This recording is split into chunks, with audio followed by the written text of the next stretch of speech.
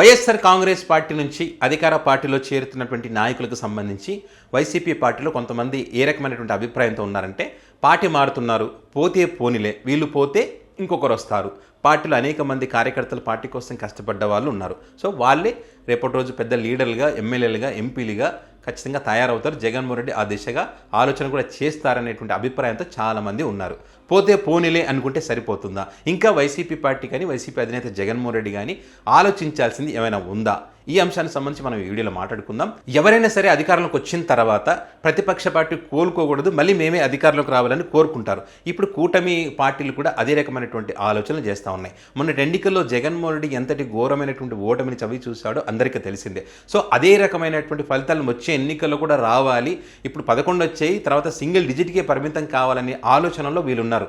అందులో భాగంగానే వైసీపీ పార్టీలో ఉన్నటువంటి బలమైనటువంటి నాయకులని, ఆర్థికంగా బలంగా ఉన్నటువంటి నాయకులను, ఆ పార్టీలో ఉన్నటువంటి ఏ నాయకుడు మన పార్టీలోకి వస్తే వైసీపీ పార్టీ దెబ్బతింటుంది, వైసీపీ పార్టీ డ్యామేజ్ అవుతుంది అనేటువంటి ఆలోచనతో ఆ పార్టీలో ఉన్నటువంటి నాయకులని ఈ పార్టీలో చేర్చుకునేటువంటి ప్రయత్నం చేస్తూ ఉన్నారు. కొంతమంది జనసేనలో చేరితే కొంతమంది టీడీపీలో చేరుతూ ఉన్నారు. సో దీనికి సంబంధించి వైఎస్ఆర్ కాంగ్రెస్ పార్టీ మరి మేము అధికారంలో ఉన్నప్పుడు మంచి పదవులు అనుభవించారు, ఇప్పుడు మాత్రం అధికారం కోల్పోయిన తర్వాత పార్టీ కష్టకాలంలో ఉంటే వేరే పార్టీలోకి వెళ్తున్నారు, పోతే పోనీలే అని చెప్పి వీళ్ళు ఆలోచన చేస్తూ ఉన్నారు. కానీ ఇక్కడ ముఖ్యంగా ఆలోచించాల్సింది ఏంటంటే, ఎవరు పోతే పోనీలే అనుకోవాలంటే, ఎవరైతే వాళ్ళ స్వార్థం కోసం వాళ్ళ ఆర్థిక లావాదేవీలు దెబ్బతింటాయి, మేము అధికారంలో లేం కాబట్టి, సో అధికార పార్టీలకు వెళ్తే మా ఆర్థిక లావాదేవీలకు ఇబ్బంది ఉండదు, మా వ్యాపారాలు గతంలో ఏ రకంగా అయితే కొనసాగాయో అదే రకంగా కొనసాగుతాయి అనేటువంటి ఆలోచన ఉన్నటువంటి నాయకుడు పార్టీ మారితే పోతే పోనీలే అనుకోండి, ఏ తప్పు లేదు.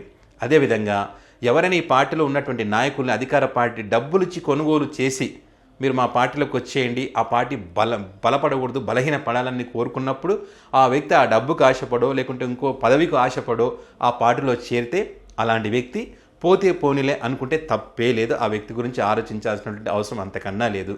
మరికొంతమంది ఉంటారు, అధికారం లేకపోతే నిద్ర పట్టదు, ముద్ద కడుపులోకి దిగదు. అలాంటి వ్యక్తులు అంటే ఏ పార్టీ అధికారంలో ఉంటే ఆ పార్టీలోకి వచ్చేటువంటి నాయకులు మనం చూస్తున్నాం. సో అలాంటి నాయకులు ఎవరైనా ఉండి ఇప్పుడు ఈ అధికారంలో లేము, సో అధికార పార్టీలోకి చేరితే నామినేటెడ్ పదవులు రావచ్చు, లేకపోతే కలెక్టర్ ఆఫీసులో కానీ ఇతర ఆఫీసుల్లో కానీ మన పనులు టక్ అయిపోతే మన అనుచరుల పనులు అవుతాయి. కాబట్టి వీళ్ళు అధికారులు ఉన్నారు, వీళ్ళ ఆ పార్టీలో చేరదామని చెప్పి ఆ పార్టీలో చేరేటువంటి నాయకులకు సంబంధించి కూడా పోతే పోనీలే అనుకోండి, తప్పే లేదు. కానీ ఇక్కడ ముఖ్యంగా ఆలోచించాల్సింది ఏంటంటే, వైఎస్ఆర్ కాంగ్రెస్ పార్టీలో వాళ్ళు ఉన్నటువంటి ఒక నాయకుడు ఉంటాడు నియోజకవర్గంలో, ఆ నియోజకవర్గంలో కనుక ఆ పార్టీలో ఉన్నటువంటి ద్వితీయ శ్రేణి నాయకులు ఉంటారు, మండల స్థాయి నాయకులు ఉంటారు, కార్యకర్తలు ఉంటారు, ఆ నియోజకవర్గ ఇన్ఛార్జ్ ఉంటాడు.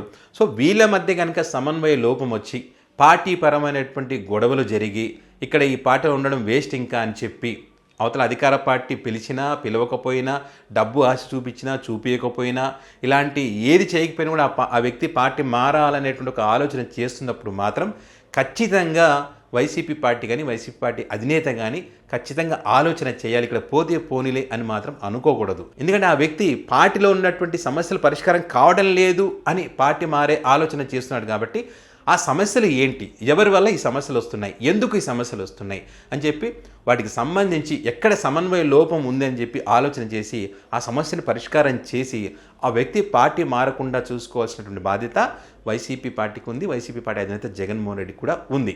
అదేవిధంగా మరికొంతమంది ఎంత కష్టపడ్డా కూడా ఒక్కసారైనా జగన్మోహన్ రెడ్డిని కలిసేటువంటి అవకాశం రాలేదు, 2 సార్లు ఎమ్మెల్యేగా గెలిచినా కూడా నాకు అవకాశం రాలేదు, నియోజకవర్గంలో ఉన్నటువంటి అనేక సమస్యలు జగన్మోహన్ రెడ్డి దృష్టికి తీసుకుపోవాలనుకుంటే తీసుకురాలేకపోయాను, గతంలో అధికారంలో ఉన్నప్పుడు కూడా కలవలేకపోయాను, సో ఎన్ని రోజులున్నా ఇలాగే ఉంటుంది కదా నా పరిస్థితి అనుకునేటువంటి కొంతమంది నాయకులు కూడా ఉన్నారు. అలాంటి వాళ్ళు ఏంటంటే ఎన్ని రోజులు ఈ పార్టీలో ఉన్న వేస్టే కదా, పార్టీ మారదాం అనుకునే ఆలోచన ఉన్నప్పుడు కూడా అలాంటి వాళ్ళని కూడా గుర్తించి వాళ్ళతో కూడా మాట్లాడి మరి వాళ్ళ సమస్యలు కూడా పరిష్కారం చేసే విధంగా ఆలోచిస్తే పార్టీ బలపడుతుంది. తద్వారా పార్టీ మనుగడకి ఎలాంటి ఇబ్బంది ఉండదు. అదేవిధంగా పార్టీకి సంబంధించినటువంటి సిద్ధాంతాలు కానీ, పార్టీ అధినేత తీసుకున్నటువంటి నిర్ణయాలకు సంబంధించి కానీ ఎవరైనా మాట్లాడి పార్టీ మారుతున్నప్పుడు దానికి సంబంధించి ఖచ్చితంగా సమీక్ష చేసుకోవాల్సినటువంటి అవసరం ఉంది. పార్టీ ముఖ్య నేతలతో కూర్చొని మరి ఆ వ్యక్తి రకంగా ఆరోపణలు చేశాడు కదా, దానికి సంబంధించి నిజంగా ప్రజల్లో వ్యతిరేకత ఉందా, మన నిర్ణయాలు తప్పున్నాయా, పార్టీ సిద్ధాంతాలు తప్పున్నాయా అని దానికి సంబంధించి ఖచ్చితంగా ఆలోచన చేసుకోవాలి. మొన్న అవంతి శ్రీనివాస్ మాట్లాడినటువంటి మాటలు అందరికీ తెలిసిందే. జగన్మోహన్ రెడ్డి ఇదే ఉంది, ప్యాలెస్లో కూర్చొని వెళ్ళి ధర్నా చేయండి అంటాడు, కానీ ధర్నా చేసే పరిస్థితులు మేము లేము, ఎవరు కూడా సిద్ధంగా లేరు ఇక్కడ అని చెప్పి ఆయన మరి ఇది నచ్చకనే పార్టీకి రాజీనామా చేస్తున్నానని చెప్పి అవంతి శ్రీనివాస్ మాట్లాడినటువంటి మాటలు మనం చూసాం. ప్రజల తరఫున జగన్మోహన్ రెడ్డి ఫైట్ చేయమన్నాడు కాబట్టి ఈ నిర్ణయంలో తప్పు లేదు. అలాంటి నాయకులు పోతే పోని పర్వాలేదు, వాళ్ళ గురించి ఆలోచించాల్సినటువంటి అవసరం లేదు.